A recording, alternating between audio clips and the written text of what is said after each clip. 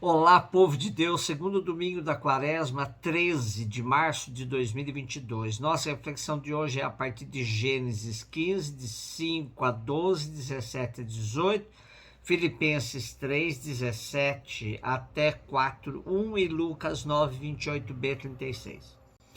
O livro do Gênesis tem uma longa secção que narra mitos, lendas e a vida dos clãs, misturadas todas com reflexões teológicas bem posteriores. Todo esse conjunto tem como objetivo apresentar o povo de Israel como modelo de vida e de fé. A tríade patriarcal Abraão, Isaque e Jacó conta com muitos relatos, sempre idealizados para ressaltar os grandes patriarcas do povo de Israel.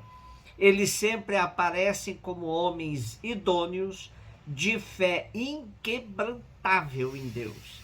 E o Deus que eles cultuavam era sempre o Deus que concretizava o ideal de povo escolhido para ocupar a terra prometida e se transformar num povo muito numeroso, que perpetuasse a memória da tribo e se impusesse aos inimigos.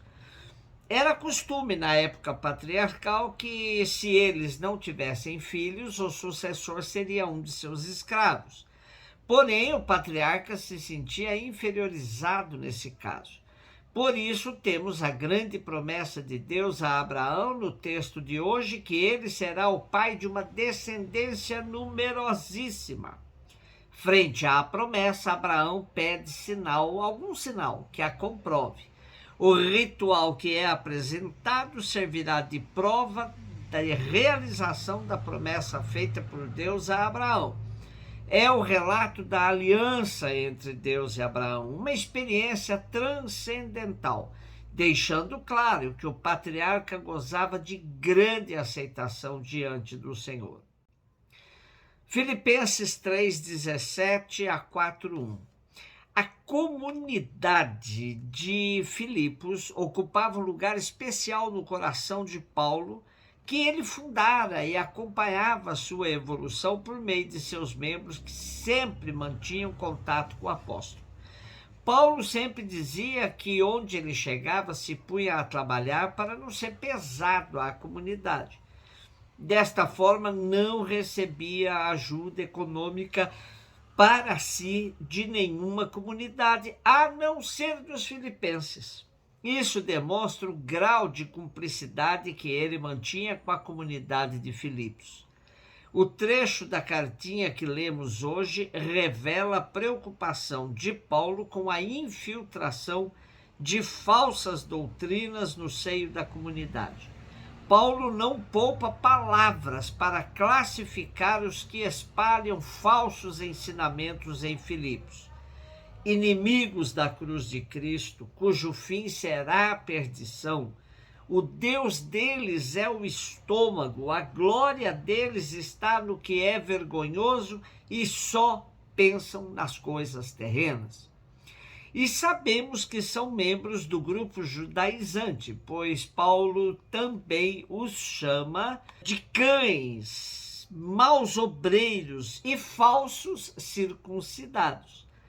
Porém, o apóstolo consola os fiéis da comunidade, dizendo-lhes: nós, porém, somos cidadãos do céu. De lá aguardamos o nosso Salvador, o Senhor Jesus Cristo.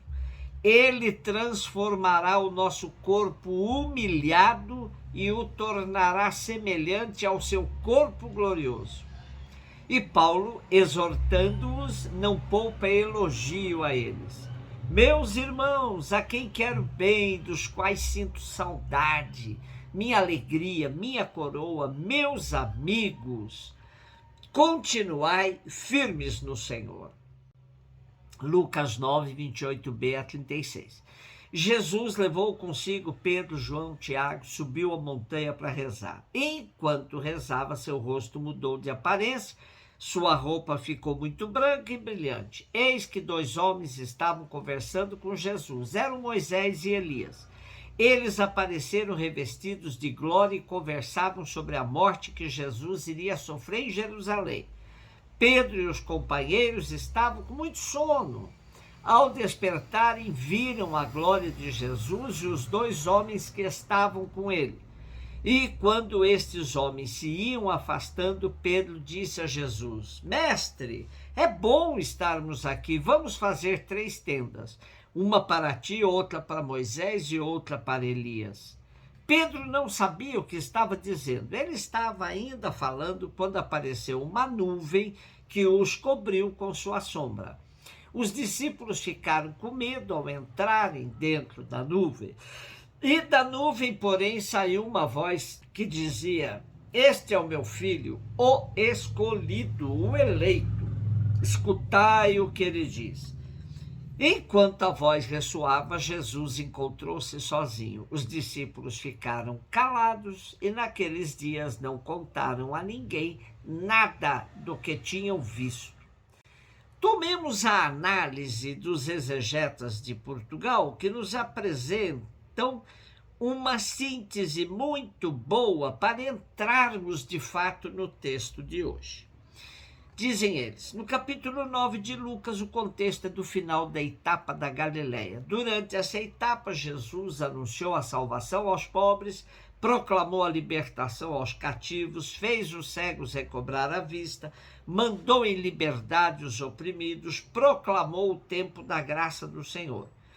Em torno de Jesus já se formou esse grupo dos que acolheram a oferta da salvação, os discípulos.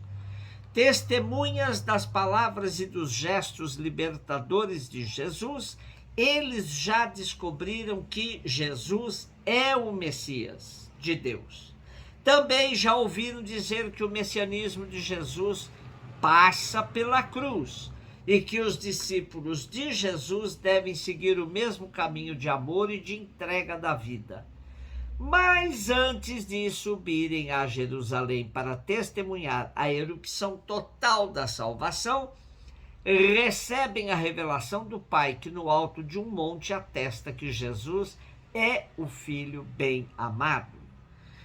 Os acontecimentos que se aproximam ganham assim novo sentido. O monte era o lugar sagrado por excelência, a meio caminho entre a terra e o céu. Era o lugar ideal para o encontro do homem com o mundo divino. É, portanto, no monte que Deus se revela ao homem e lhe apresenta os seus projetos. Já meditamos várias vezes aqui sobre a transfiguração de Jesus e queremos destacar por isso apenas o núcleo central. Jesus é o Filho amado de Deus, a quem somos chamados a escutar e a seguir. No prefácio da celebração eucarística, temos a seguinte síntese: tendo predito aos discípulos a própria morte, Jesus lhes mostra na montanha sagrada todo o seu esplendor. E com o testemunho da lei e dos profetas simbolizados em Moisés e Elias, nos ensina que pela paixão e cruz chegará à glória da ressurreição. Precisamos mais do que nunca desenvolver a capacidade da escuta. No turbilhão que vivemos de muitos sons, gritos e gemidos, de tantos que sofrem pela situação caótica a qual chegamos, é preciso ter a misericórdia da escuta. Escutar Jesus, o Filho amado, e escutar os filhos e filhas amados de Deus Pai, que precisam passar pela experiência da transfiguração para suportar o caminho da cruz imposto a tantos irmãos e irmãs nossos. Este é o meu filho, o eleito, escutai-o. Desta experiência da transfiguração em diante, não é mais preciso escutar nem Moisés nem Elias, mas sim Jesus e seu projeto do reino. Mas onde escutar Jesus? É necessário que internalizemos a verdade de que quando somos batizados, o céu novamente se abre e uma voz declara: este ou esta é meu filho amado ou minha filha amada. Para escutar Jesus hoje, portanto, é preciso estar com os ouvidos bem atentos para ouvirmos a realidade que nos cerca, os irmãos e irmãs que de nós precisam. É por meio deles que Jesus nos fala no nosso dia a dia. Na transfiguração, Jesus antecipa sua glória, sua Páscoa, para ajudar os discípulos a suportarem o momento da cruz. Sendo assim, Jesus deixa claro que não há glorificação sem passar pela cruz, o que para Pedro e seus companheiros era muito difícil de entender. Por isso, Pedro quer perpetuar aquele momento propondo a construção das tendas.